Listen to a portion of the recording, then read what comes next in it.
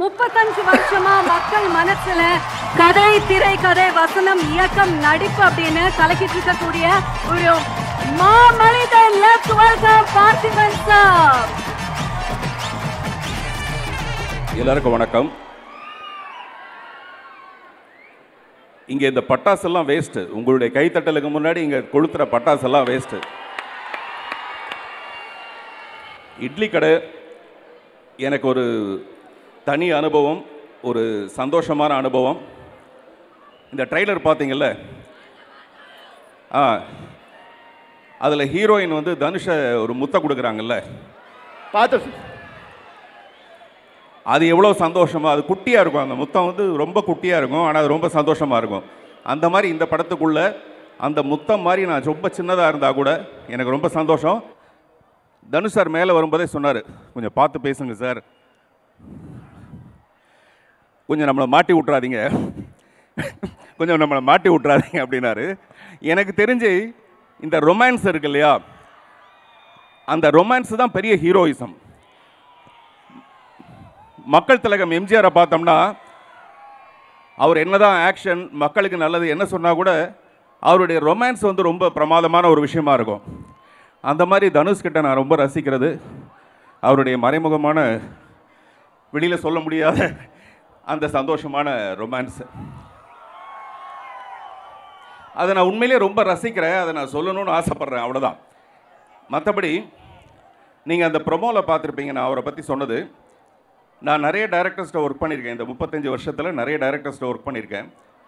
அதில் ஒரு 4-5 பேரை மட்டும்தான் நான் டைரக்டர்னு அக்செப்ட் பண்ணிக்குவேன். மீதி எல்லாருமே ரைட்டர்ஸாக இருப்பாங்க. அந்த கதையை இந்த நாயகர்கள் மூலமாக அந்த கேமரா வழியாக எப்படி கொண்டு வரதுங்கிற மாதிரியான ஒரு டைரக்டர்ஸாக இருப்பாங்க. ஆனால் சில டைரக்டர்ஸ் மட்டும்தான் இந்த நடிகர்கள்கிட்ட இப்படிப்பட்ட ஒரு நடிப்பை கொண்டு வரணும். அந்த மாதிரி என்னுடைய 1000ல் ஒருவன் மிஸ்டர் செல்வராகவனுடைய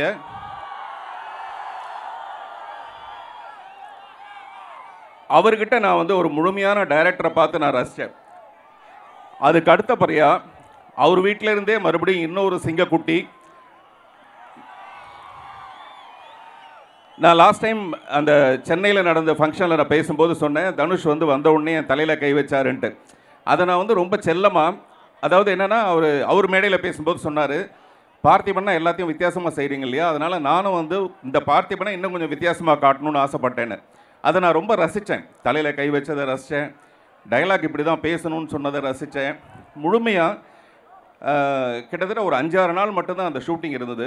அந்த ஷூட்டிங்குள்ளே அவர் எப்படி இயங்குறாருங்கிறத நான் ரொம்ப ஒரு காதலி மாதிரி கவனிச்சிட்டே இருந்தேன்.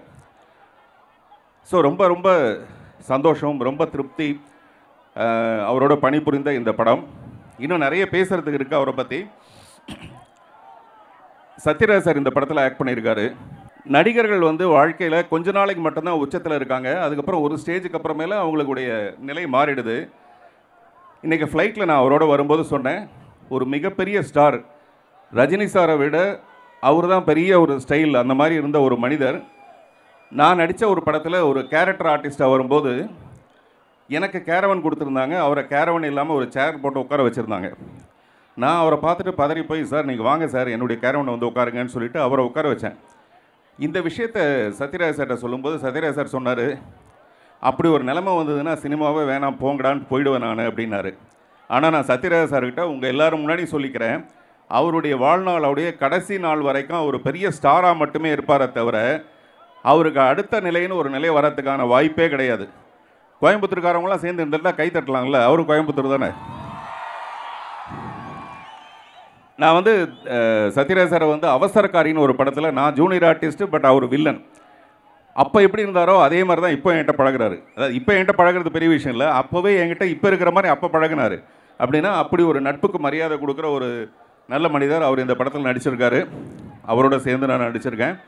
மிஸ்டர் ஆகாஷ் பாஸ்கரனை பற்றி சொல்லணும். ஒரு படம் எடுக்கிறத விட அந்த ப்ரொமோஷன் வந்து ரொம்ப ரொம்ப முக்கியமான ஒரு விஷயம். அதை ரொம்ப சிறப்பாக அவர் பண்ணிகிட்ருக்காரு. அவருக்கு என்னுடைய வாழ்த்துக்கள். ஜிவி பிரகாஷ் அவருடைய பாடல் வந்து பாருங்க, ஜிவி பிரகாஷ்னு சொன்னால் அந்த பிஜிஎம் நீங்கள் கொடுக்குற சவுண்டு தான் பிஜிஎம்மாக இருக்குது.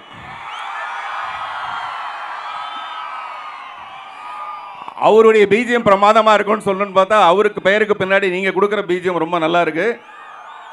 ஒரு படத்துக்கு 2 ப்ளஸ் பாயிண்ட் 3 ப்ளஸ் பாயிண்ட் இருக்கலாம்னா அதில் முக்கியமான ப்ளஸ் பாயிண்ட்டை வந்து ஜிவி பிரகாஷாக இருக்கார். அவருக்கு என்னுடைய வாழ்த்துக்கள். ஸ்ரேயா சொல்லவே வேண்டாம். அவர் வந்து இன்றைக்கி ஏன் இவ்வளோ திருக்குறள் மாதிரி பேசினாருன்னு எனக்கு தெரியல. மேபி ஃப்ளைட்டுக்கு நேரம் ஆகிடுச்சுங்கிற ஒரு விஷயமா இருக்கலாம். பொதுவாக ஒரு ஹீரோயினை அழகாக்கிறதுக்காக ஒரு காஸ்டியூம் டிசைனர் வச்சுருப்பாங்க.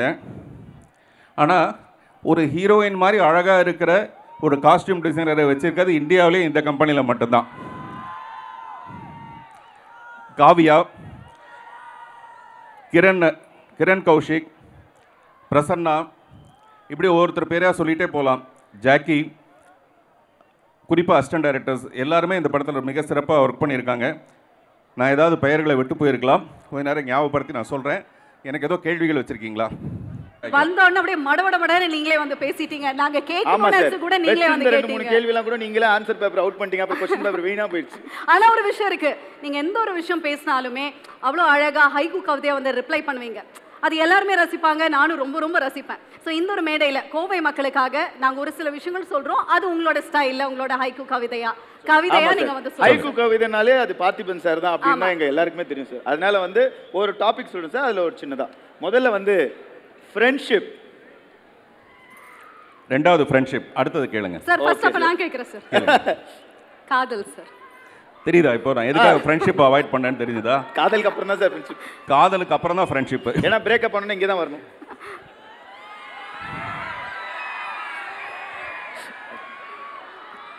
இன்னொரு தடவை கேளுங்க சார். காதல் சார். சாதல் சாதாரணம், சாதல் சாவுறது, சாதல் சாதாரணம், காதல் சதாரணம்.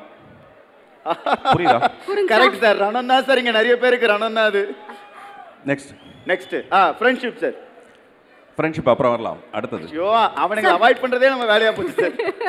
Politics sir. பாலிடிக்ஸ், அரசியல்.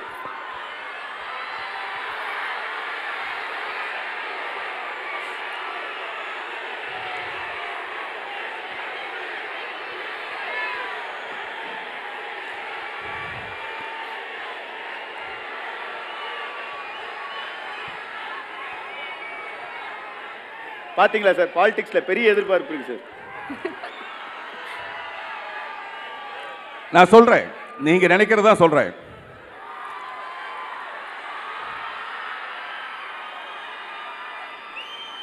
விஜயம் யார் வேணாலும் செய்யலாம்.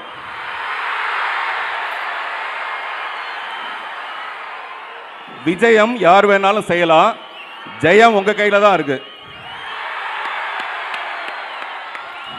Okay sir. ஆனா நான் தான் சிஎம் 26 ஆன்வர்ட்ஸ்.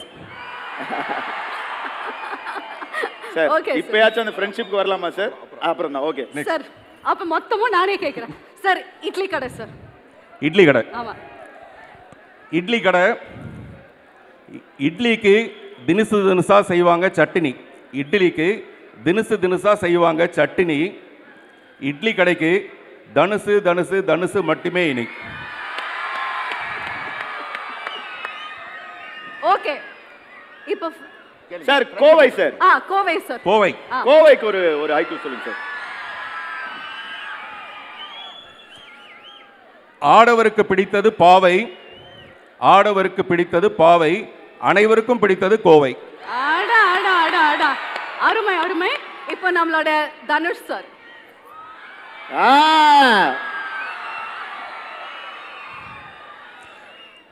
சென்னை ரொம்ப பெருசு, வட சென்னை தனுசு.